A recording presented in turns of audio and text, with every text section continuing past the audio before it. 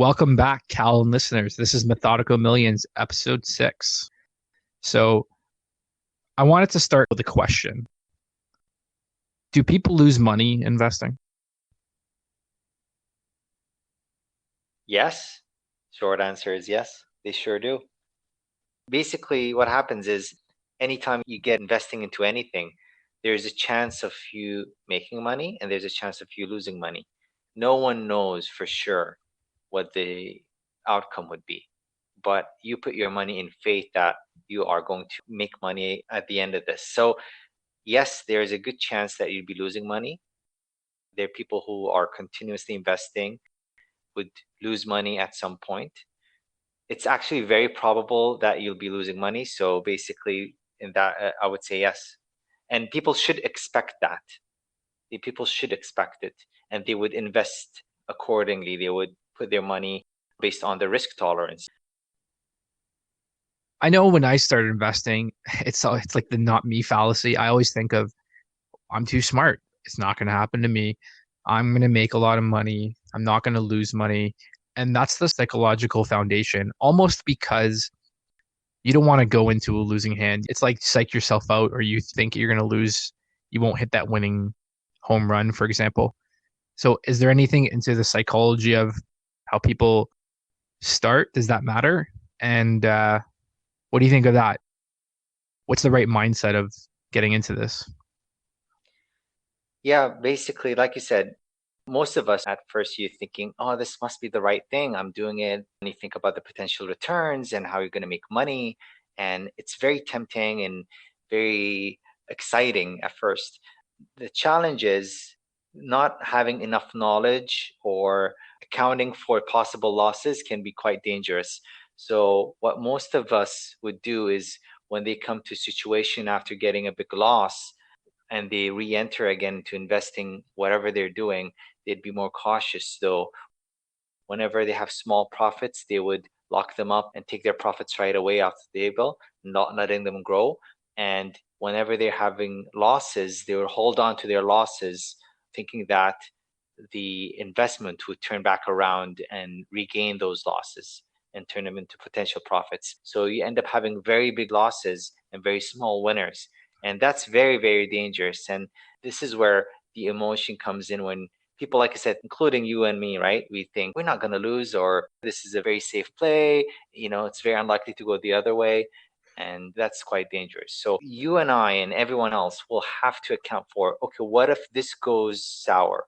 What if this goes south? What do I need to do in order to minimize my losses? Because everyone is in control of minimizing their losses, right? So if you end up having a large loss or losing your entire investment, that's really up to you. That's a choice that you and I make. And that's something that we should be able to live with. Most people can't. Yeah, I could see that. I mean, I know we talked about this before. If you have $1,000 and that investment goes to 500, you want to double your money after that. You could have just not had investment that went south, right? If you Mhm. held a cash position, you're essentially at double your money, right? So, is there any game theory towards that or math in holding cash or limiting your losses, as you said?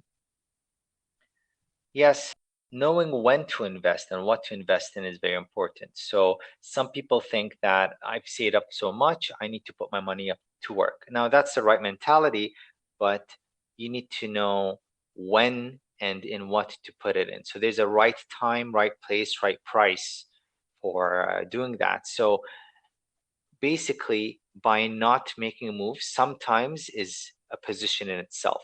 So if you put your money into the investment, you've made a move, you've put your money to work, and then basically you're saying, now my money's in action trying to make something of it, but knowing also when to do it. So sometimes holding on to your money is the right decision, right?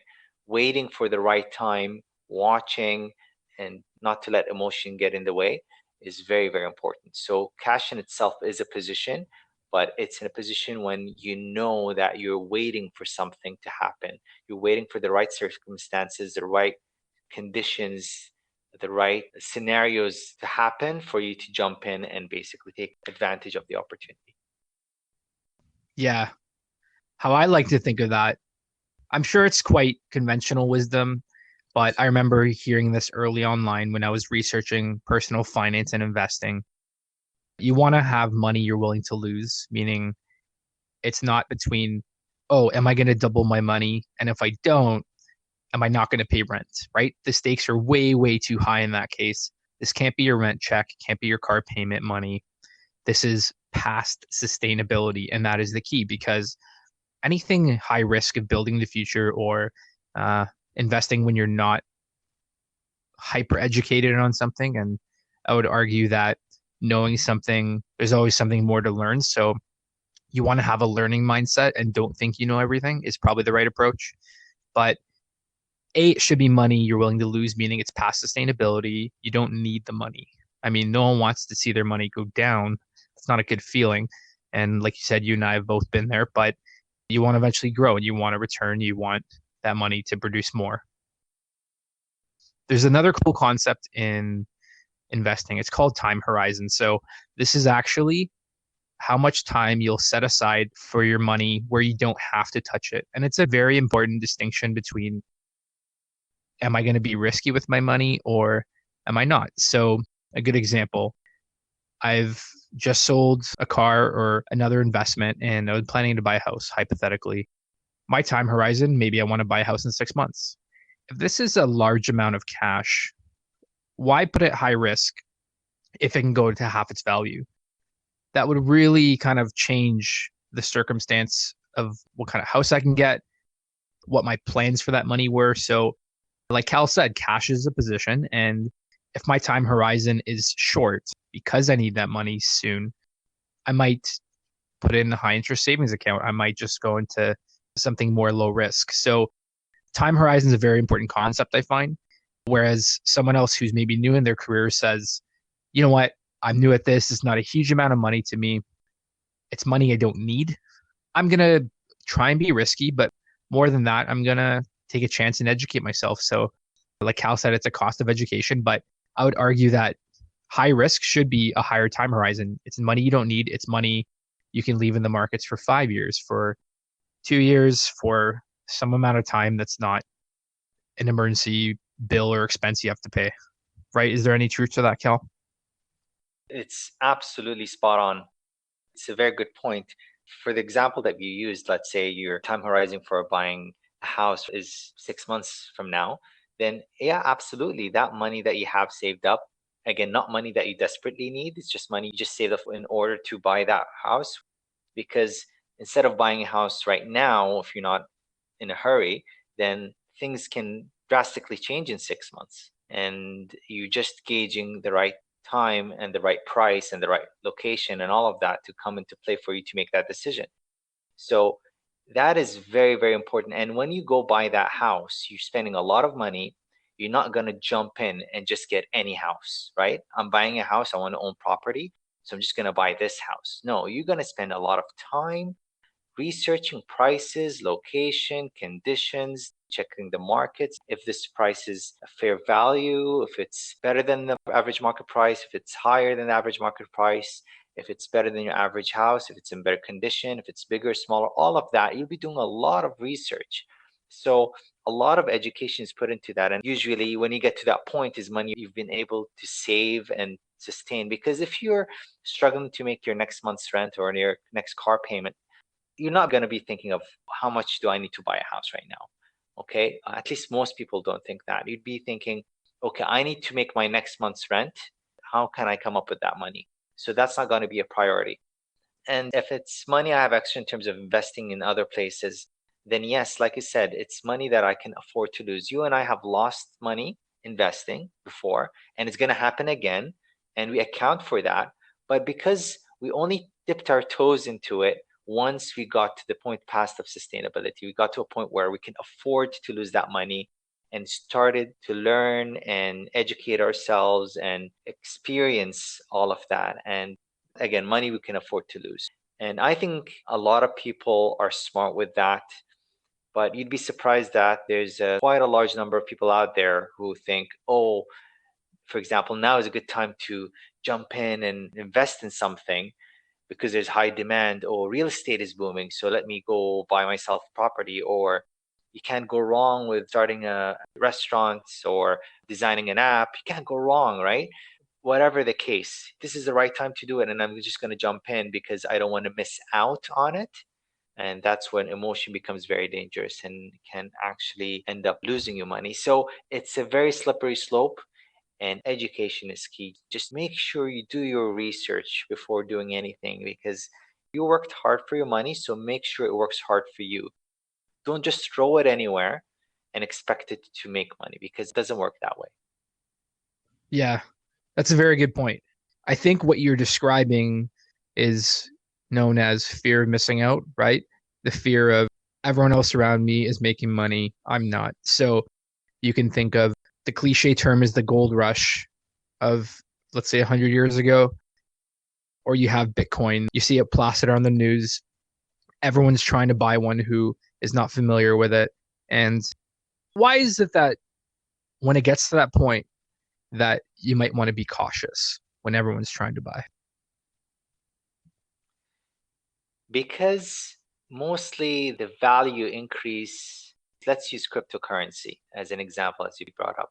So in that scenario, there was no true fundamental reason for that currency to go up to that value. It reached to a high of 19,500 or 20,000 US dollars before it dropped again, right?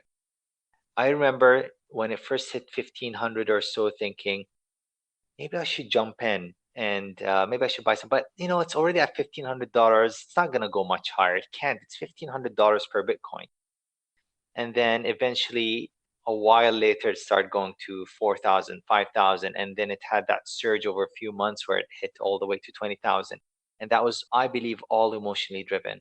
Again, this is a personal opinion, but I'm pretty sure that's the case.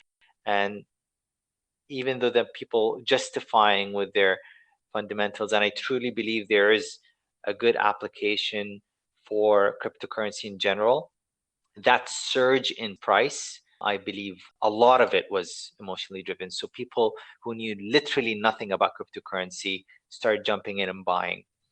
And I remember seeing it on every day and I'm thinking, I missed out on it. It's hitting 8,000, 9,000, 10,000. It surely can't go any higher. Maybe I should jump in now.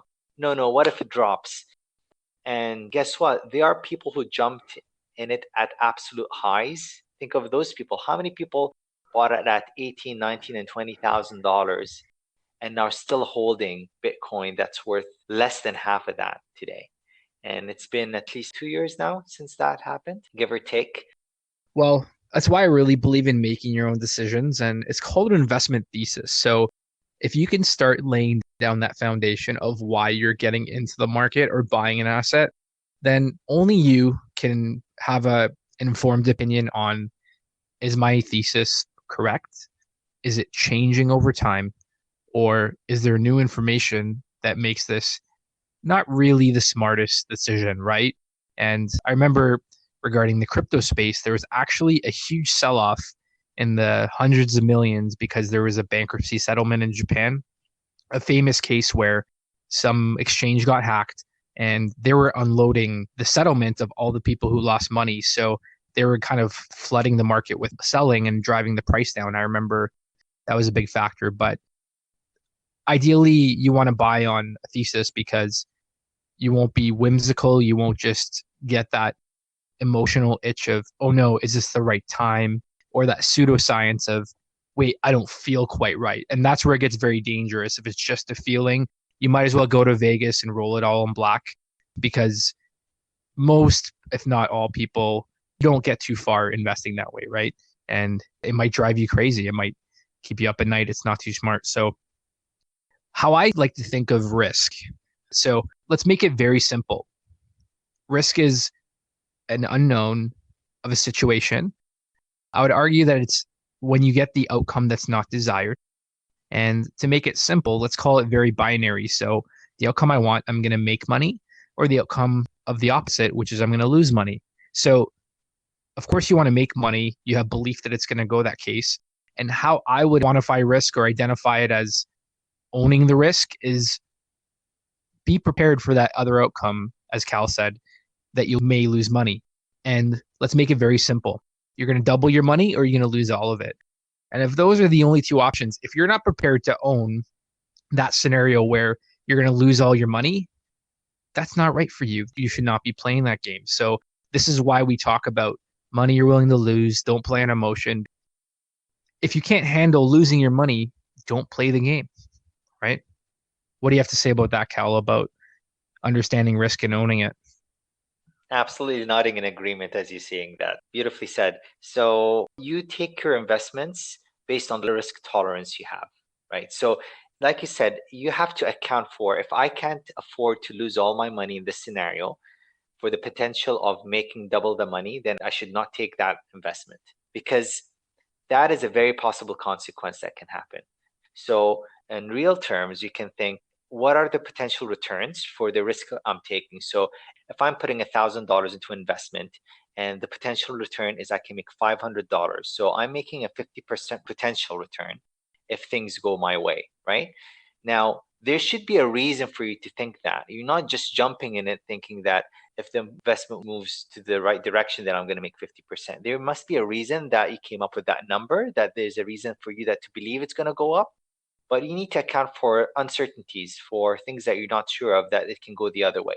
So we should put what we call a stop loss. And this comes back to what I mentioned at the beginning of the episode of we control how much you can lose or how much you're willing to lose. But we have to really be firm with our decisions. We have to actually cut our losses when we have to cut our losses. And it's very, very difficult. I myself still struggle time to time with doing that. And I admit that.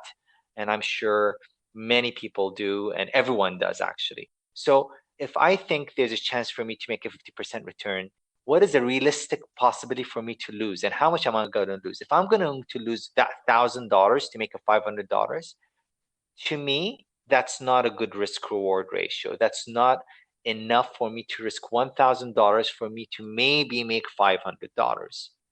Now, there are other things that come to play is how likely I'm going to risk the $1,000 to make $500. It might be something worth looking into. There's always going to be something else. And fear of missing out is a very real thing. And it drives whole markets. Yeah, Cal, the FOMO is real, as people like to call it. So I've got a concept I remember telling you as well. It's called FOHO. So I try to put a positive spin on the psychology of what happens and how to deal with it. So the way I see it, F stands for cash flow. Make sure you have money coming in that's more than money going out. That's the sustainability equation we talked about. That's how you can kind of mark it down into a small, understandable term. And I also like to think of the OH in the middle as cash on hand. So what that means is you've got cash flow coming in, you're sustainable. And the OH stands for on hand because that's money you have ready to deploy. It's money you have ready to put to work, as we call it. You want to have the money on hand ready to go. So it's up to you to decide how much to use. But the whole point is you've got money ready to go. And it's not going to be this huge gamble. It's more of, okay, this is money I set aside to invest. I'm going to scout the opportunity. So O stands for opportunity. Are you measuring the opportunity? Are you comparing it? The point is, I'm not going to get caught in the one single one, or if it is an outsized return potential and the risk is low or the risk is manageable based on what you decided, then go for it. But I really believe in taking this into your own hands because you can pat yourself on the back. You don't have to worry about some money manager who's got 100 accounts or maybe is making some kind of crazy fee off you. It's just not worth it. The education you get, as we talked about, is super, super important. And this all kind of folds back onto each other. So imagine that opportunity goes to zero. Okay. Now, we talked about this with angel investing. It can be risky. So you want to make more than one opportunity, but it sucks to lose your money. It's going to happen. You're going to lose your money. And that psychological feeling, you can't explain it until it happens to you. And you might feel like your dog just died. It's a terrible feeling, but understand that this is purposeful. It was an expected outcome. And if it's not, understand that this can happen. And B, look for other opportunities. They'll balance out over the long run, as it's called.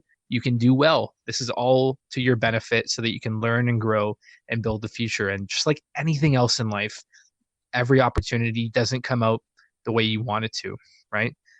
So cash flow, cash on hand, cash opportunity, that's kind of how I see it. And I truly believe that aside from some small nuanced things, and of course you should always be learning, that's a pretty good foundation for understanding money moving around, understanding risk, understanding opportunity, and taking control. What do you think, Cal? Very good way to think of it. Yeah. Again, you always have to gauge the opportunity that lies ahead for the risk you're willing to take. No one does things and gets successful right away, right? Maybe people can get lucky and win, for example, a trade or two and make good money out of them. Maybe someone plays a game and wins a few times. Maybe someone tries to start a business and get successful right away. But that's not without bumps on the road. And that's what I'm saying is some way, somehow, you're going to get hit. And by gauging, again, the opportunity that's out there and by the cash they have and what you're able to do with that and how much you're willing to risk all comes into play. And that basically is going to help you know, is it the right decision to make? And I think we all need to have the scenario where we sometimes lose or fail, if you like. People think as making mistakes or losing as failures, but I don't think failure is a bad thing. It surely is a lesson learned. Think of it as tuition. It's a price you have to pay to learn how to do the right thing, right? So it's just a lesson that we learn and we move on to the next thing. And I, for myself, used to be one of those people a long time ago that thinking failure is not acceptable. But I think right now things have changed quite a lot where I think failure is certainly a lesson learned. And I really take it to heart. And there are many things I can think of right now from the top of my head that from one failure on a few things that still stuck in mind that actually really taught me a lot of lessons that I apply on everything else in my life. So it goes beyond just investing. It makes you make wiser decisions across the board in your life. And that's very enlightening for many, including myself. Yeah. I mean, there was that quote where you can live your whole life and try and fail at nothing and still basically never experience life. So we should take advantage of the opportunities we get where we live, the moment in time. As we talked about, we're connected. We've got only opportunity in front of us. So that's why I like to treat it as indulging in things you enjoy, your passions, because then you don't take it as seriously. You don't have to put the all or nothing stakes into it. You don't have to assume it's this big endeavor, and it comes over time. It comes by trying small bits. So a mantra in investing is sometimes if something's too risky and you're not quite sure of the downside or if it's going to work, the answer I know in angel investing is invest less. Don't just invest nothing, because that's how you avoid the FOMO. You avoid the idea of, oh, I had the opportunity, but I didn't take it. Just invest less, because if it turns out you're still ahead, and if it doesn't, you didn't risk everything. So that's kind of a good way to try investing too. Invest less. Don't put all your money. Don't put half, put a small amount, put 10%, put 5%. And over time, when you think of it as percentages, you'll grow this huge portfolio of different strategies and you get to learn what works, what doesn't. And of course, we're not the experts, but it's just a matter of discussing it and learning from there. You're dropping a lot of good points, John, here. I like it. I hope our listeners are taking note of this stuff. Just invest less. Again, even those who try to dip their toes into investing for the first time, that's basically back to what we were saying. You don't invest all your money, just put something that you can afford to lose. That's basically what you're saying. Just invest less. Invest something that you're comfortable with losing, but if you feel that you don't want to miss out on, then that's a step you can take. $100, $50, $1,000, whatever it is that's not too much for you, you can invest that. But as long as if you lose it, it will not do anything, will not hurt you in any way, then that's when you know you did the right thing. And that would be a very good lesson if you lose the money, because it's money that will not hurt you whatsoever. But now you've learned something, perhaps just as much as if you put all your money into it, but without having that emotional drain, like you said, that feeling that really brings you down and takes you down for days. It makes you doubt yourself. Even if you're a very successful investor and you've had great success and you have one big drawdown, that one drawdown can make you doubt your entire career, your entire confidence in the matter, thinking that, am I really good at this? Perhaps I'm not as good as I thought I was. Maybe I should stop doing this and maybe I should invest. And that takes a big toll. So just one small step at a time. It takes one step for you to take the second, right? So just absolutely great advice there. Think of it this way. I'd rather lose $100 myself and learn as opposed to letting someone else burn that money, right? And I just threw up Google for a second. Someone will have to look this up, but most hedge fund managers actually lose on average. I'm talking like multi-million, multi-hundreds of millions of dollars. That could be pensions. They could be all sorts of larger accounts. They actually lose to the S&P. Is that true? Yes, basically they track behind the average return of the S&P 500. Most of them are in the billions of assets under management. So it shows you that these are professionals that do it for a living, that are managing huge amounts of money in many, many sectors, investment vehicles and financial instruments. So basically, they think they're right, and sometimes they do better, sometimes they do worse, but on average, I think that's the number. Again, someone needs to check this, but I remember reading it. Yeah. We talked about investing in stocks. You mentioned Disney. We talked about Apple. We talked about Tesla, some of the big names. What is the S&P 500 though for our listeners? Can you explain that to them?